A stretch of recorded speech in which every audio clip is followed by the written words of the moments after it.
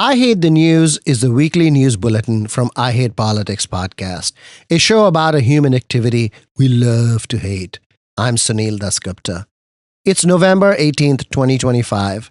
Maryland Governor Wes Moore announced a political slate to run primary challengers against Democratic legislators who have spoken out against his vetoes. Who is he targeting? Moore is also asking to redistrict Maryland's one Republican congressional seat into Democratic hands in retaliation against Republican states doing the same thing to Democrats. There is even unconfirmed talk of a special redistricting session in December. Data centers are coming and electricity demand is expected to grow dramatically. Will regular consumers bear this burden, or will data centers be required to bring their own generation? A vote this Wednesday at PJM Interconnection, the regional power grid operator, will determine how dramatically electricity prices will rise in the next 5 years. The federal shutdown may be over, but at the National Institutes of Health, the attacks continue. Will the Trump administration appoint 11 new unvetted institute directors? And more. Stay with us. I Hate Politics is brought to you by UMBC's Political Science Program, where you'll learn to shape public policy, impact communities, and function at the center of modern society. Learn more at shadygrove.umbc.edu. You're still on to me when I'm alone, and then I start to feel it creeping up inside. I told myself that this was the last time. I think I'm losing my mind. I Hate Politics is a podcast about our neighborhoods, workplaces, schools and streets, and our local governments as they function in diverse and democratic societies. This means our politics are messy, dirty, sometimes corrupt, with often self-serving politicians. But no matter how much we may hate politics, we are never exempt from it, even when we refuse to participate. In fact, the purpose of politics is to keep society functioning precisely when we don't agree with each other, like now. Music for this episode comes from Montgomery County native and now DC-based singer-songwriter Kara Levchenko's two new single releases, Animal and Cosmic Love. You can find her and her music at karalevchenko.com.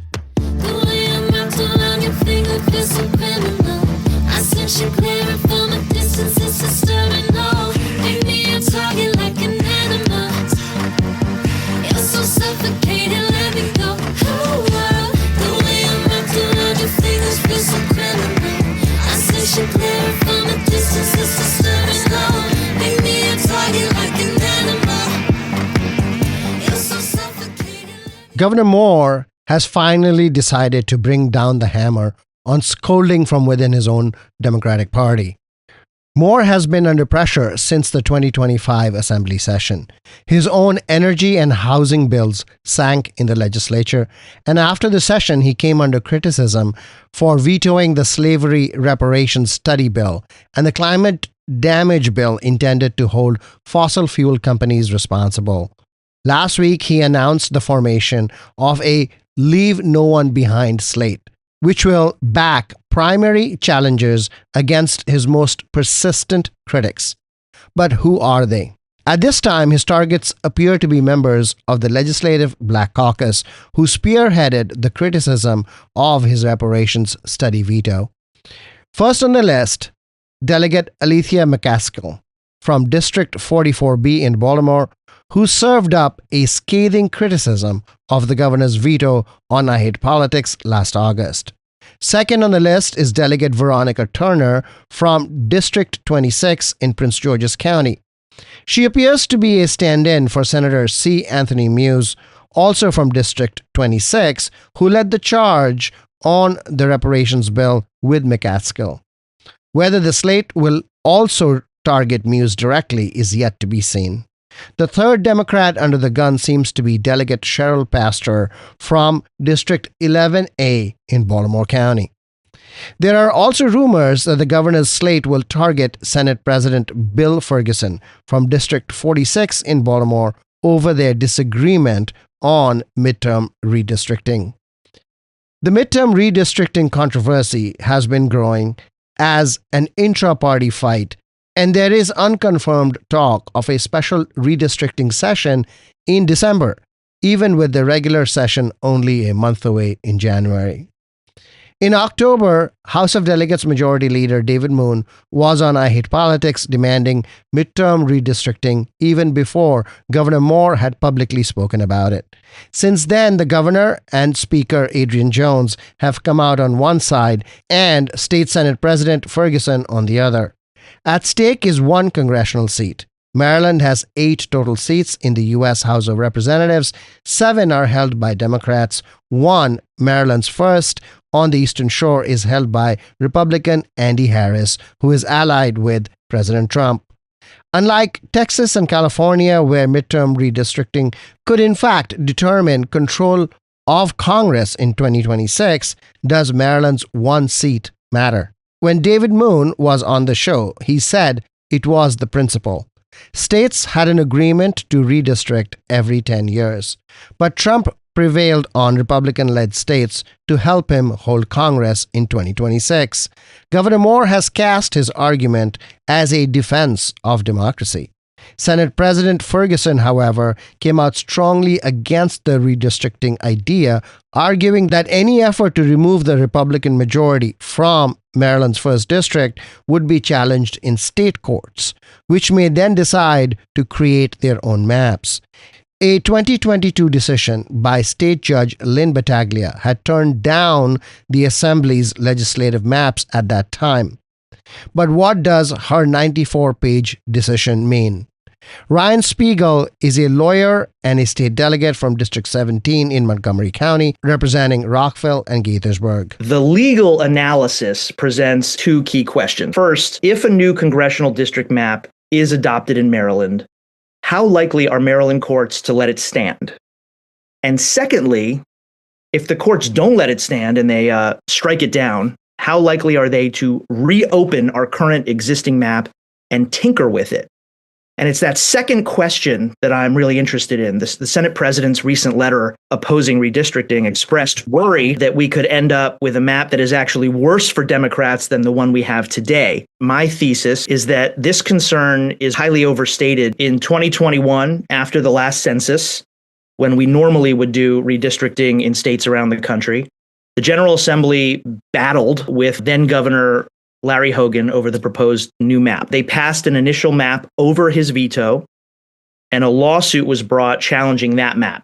And then in March of 2022, a former appellate court judge named Lynn Battaglia issued a ruling striking down the new map because of, quote, extreme partisan gerrymandering, close quote. To resolve that issue, the legislature quickly passed a new map, which then rendered any appeal of Judge Battaglia's ruling moot. Judge Battaglia was not ruling in her capacity as an appellate judge. She was actually sitting as a trial court judge by special designation in the Anne Arundel County Circuit Court. Her ruling has no precedential effect in the law. It's not binding on any other case or judge. And no state appellate court, not the intermediate appellate court, not the state Supreme Court, has ever weighed in on partisan-driven changes to congressional district maps in Maryland. In fact, the state Republican leadership just introduced new legislation on this topic, and I would argue that the fact that they introduced this legislation sort of acknowledges implicitly that there are no congressional redistricting standards in Maryland state law.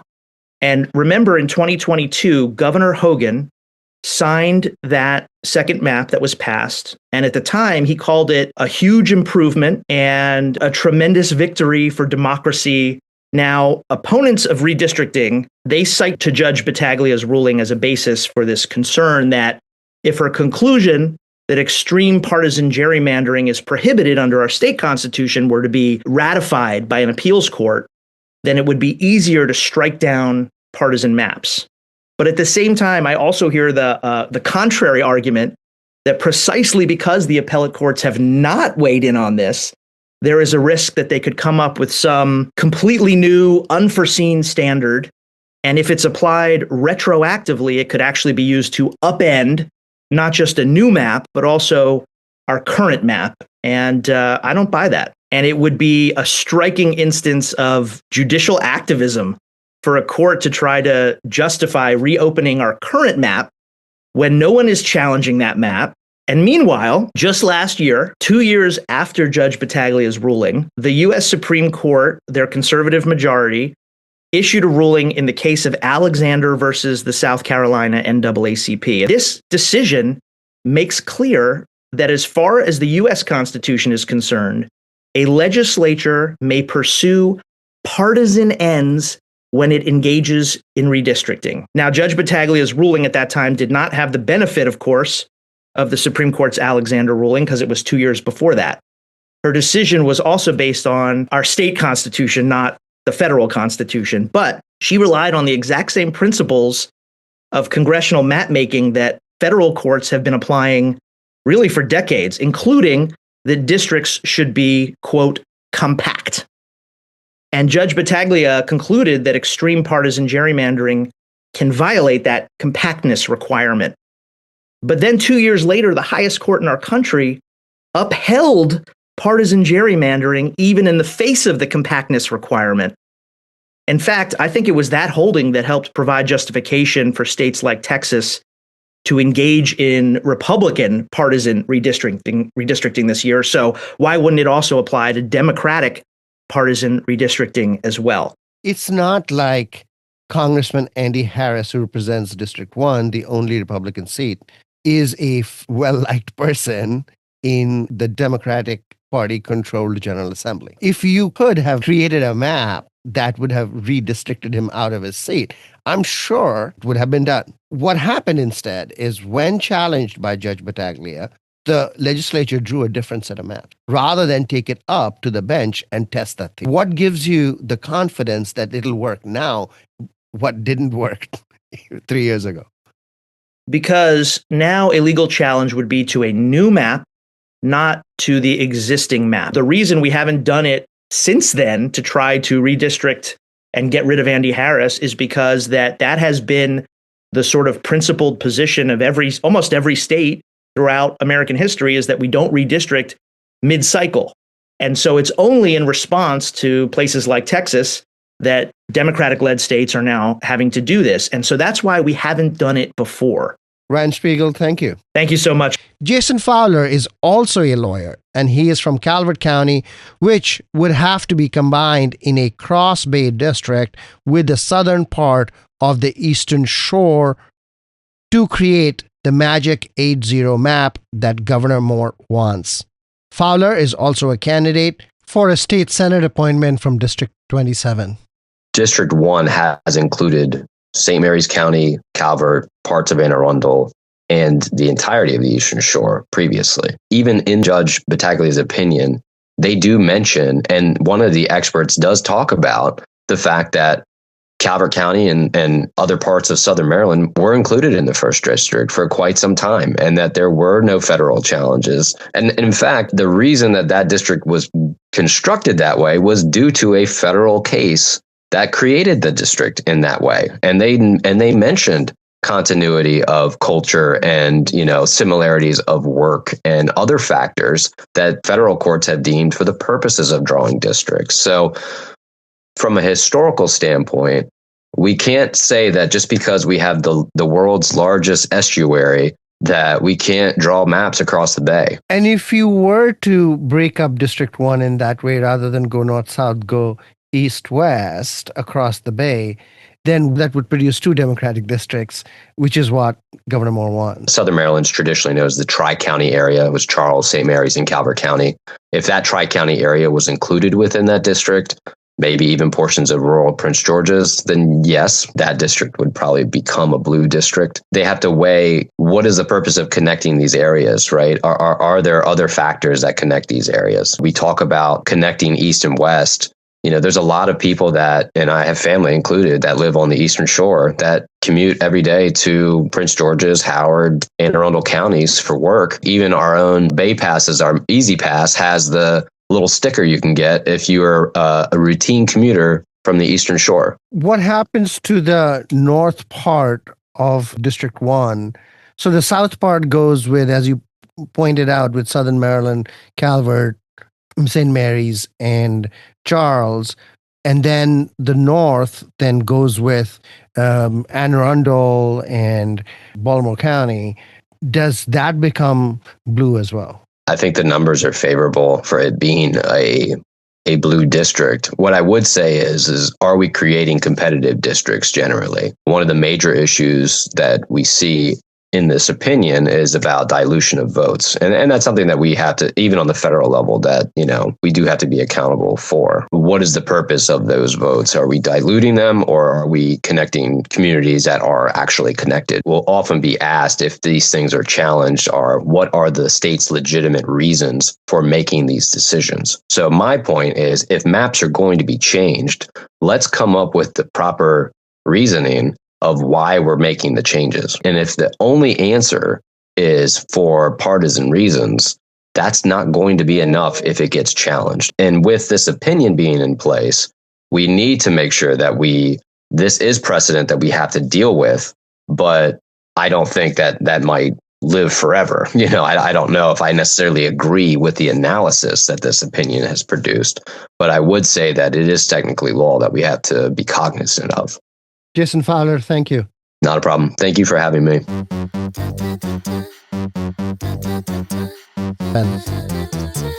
Data centers are coming, and with it, the demand for electricity. America's electricity system is divided into regional grids. The regional grid, which supplies power to Maryland, Virginia, D.C., Delaware, and several other states from Illinois to New Jersey and Pennsylvania to North Carolina, is called PJM interconnection. In the next 5 years, electricity demand in the PJM grid is expected to go up 30 gigawatts, roughly 15 to 20%. This is going to raise electricity rates for households, some expect by as much as $70 a month. One solution consumer advocates and state lawmakers have been asking for is to require data centers to buy power on their own or invest in new generation beyond the current capacity of the grid to meet the extra demand, thereby saving regular people the rate increase that is expected from the growing demand. PJM, the regional grid operator, is a non-profit entity whose members are mainly for-profit generators, transmission companies, and utilities. The group will vote this Wednesday, November 19th, to create new rules to require data centers to bring their own generation or not. Jamie DeMarco is an energy advocate and runs his own lobbying firm in Maryland. This is going to be one of the biggest decisions that PJM makes this decade. PJM anticipates that about 32 gigawatts of new energy demand will be put on the grid in the coming years. And of that, 30 gigawatts is from data centers. So almost all the new demand is from data centers. To build the infrastructure necessary to meet that new data center demand will cost about $163 billion. If that is all put on existing customers, that means an average bill increase of about $70 a month per household. So PJM is currently in a process of determining who is going to bear these costs made necessary by data centers, either these giant corporations, Google, Meta, Amazon, or everyday households. What does bring your generation exactly mean? It can mean they enter into a power purchase agreement to develop a big solar and battery energy source. It could mean working with a utility to create a virtual power plant where when new energy is needed, they can adjust thermostats, do what they need to do in order to reduce demand to make room on the grid. It could mean potentially, I don't think it's a good idea, but it could also mean building a new gas plant or batteries or other options. Lowering the thermostat in the homes of consumers in order to make space for the data center. Is that what virtual power plant actually means? That is what a virtual power plant means. It can mean other things also. I have a battery in my basement that could be plugged into a virtual power plant so that rather than adjusting my thermostat, a utility could just draw from the battery in my basement. You can change when your car charges. So you could say, plug your car into your house and say, charge my car, but I give the utility the ability to not charge during certain hours, and I would be compensated for that. There's even a possibility that you'll be able to plug your car in at night with a bidirectional charger so that the grid can actually pull electricity from the battery in your car when it needs it. So as we electrify, as our grid gets smarter, as our appliances get smarter, there are more and more distributed energy resources, and a virtual power plant is an aggregation of all of those distributed energy resources. PJM is considering a bunch of applications, I assume, for that, offer various options. What do you know about them? PJM is currently considering a lot of different proposals for how to distribute the cost that data centers are incurring. Under some of the plans being considered by PJM, all of the data centers could just opt out of them. They're kind of incentive-based. So if you choose to opt into these programs, then you can get prioritization to be built faster, connected to the grid faster. But all of the data centers could theoretically, collectively, choose not to participate in these programs. A group of lawmakers, led largely by Senator Hester of Maryland, is saying, we need a firm backstop. We need a requirement and insurance policy that these costs are not going to be borne by customers. Because on Wednesday, November 19th, PJM voting members are going to vote on what plans they support and what plans they don't support. That decision will then be brought to the PJM board, and what the PJM board recommends will go to the Federal Energy Regulatory. This will likely all be wrapped up before the end of the year. Now, okay, so I have also heard that when the demand for electricity goes up as a consequence of data centers, the transmission cost per unit of transmission is going to go down as a consequence of the larger volume. Some people have even argued that falling transmission costs will more than make up for the increasing energy cost. Does that make sense to you? The cost of electricity is the cost of the system divided by the number of kilowatt hours sold. So if you increase the number of kilowatt hours sold, the amount of electricity consumed, without increasing the cost of the system, the per unit cost of electricity will drop. The question is, are you also increasing the cost of the system? And if you have a new energy demand that comes on outside of the peak, then you are increasing the amount of electricity sold without increasing the cost of the system. But if these data centers come on and demand 30 gigawatts of load at peak hours, that will explode the top of that cost of the system, because you'll have to build new transmission lines to accommodate that. You'll have to build new power plants to accommodate that. And so it's not going to bring down the average cost of electricity. Jamie DeMarco, thank you. Thank you so much. Always happy to talk. It's in your nature, baby, should've known. I thought I loved you, but I didn't know how. Think you've been lying to me all this time. Thought I could catch you in the crowd. The end of the federal shutdown has not ended the woes at the National Institutes of Health. Molly Manier is an NIH science review specialist. The longer-term problems remain the same. Rampant cutting of research programs. Now it's compounded with complications in peer review. Is the issue the peer review itself, or rather that the government is shutting down so you cannot have peer review? For now, the issue is that the government was shut down and so we couldn't have review at all. The attacks on peer review itself have been attempted. So during the shutdown, the Center for Scientific Review was nearly eliminated from NIH. So all of peer review. Peer review will likely continue to be under attack. We, along with about half of the institutes at NIH, have job openings for our directors, including the Center for Scientific Review. For all of those job openings, they are being advertised for about 2 weeks, which is not normal. So normally for director positions at NIH, it's a process that takes months. Are those jobs actually open that people have left? People have left. So they have acting directors in place. Normally, it would take a long time to identify the right person. There would be an external search.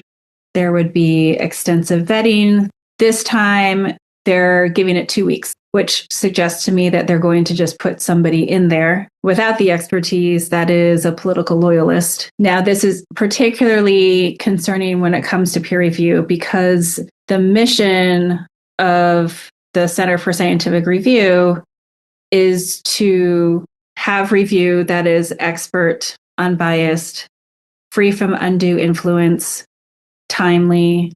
That is in the mission statement of our institute. NIEHS, National Institute of Environmental Health Sciences. They're located in North Carolina. J.D. Vance's old college roommate was put in place in that institute with no outside search or process at all. Have you talked to the director about it? No, I'm not sure what it would do. What do you think will make a difference? Raising public awareness and continuing to speak out on matters of public interest. Your colleague, Jenna Norton, has been put on administrative leave. Do you understand why? So she was not told why.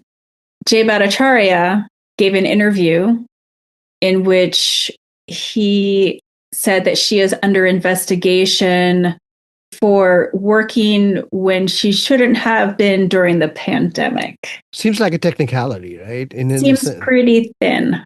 And Jenna Norton's been one of the more active voices in organizing. Correct. Sounds like retaliation to me. Molly Menier, thank you and good luck. Thank you very much. I don't care if silence playing games today, but it ain't fair. The thought of you takes me away. Now I need air. Yeah, I think I got lost in my head again. Baby girl. That's all for this episode. Be sure to check out our feature interview series that comes out Friday mornings. I Hate Politics is produced by me, Sunil Dasgupta, with support from the University of Maryland, Baltimore County.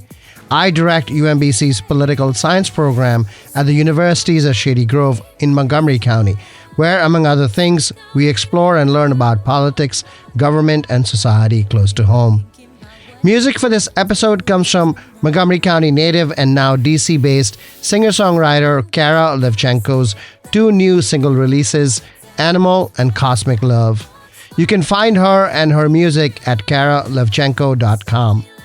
If you want to share your music on the show or know someone else who might want to, please email us at producer@ihppod.org. I hope you will subscribe and share the podcast as we bring you stories about politics close to you and to your home. See you next time. Can't read the signs, it feels like perfect timing. Got this love is shining. Pardon me, it feels like we can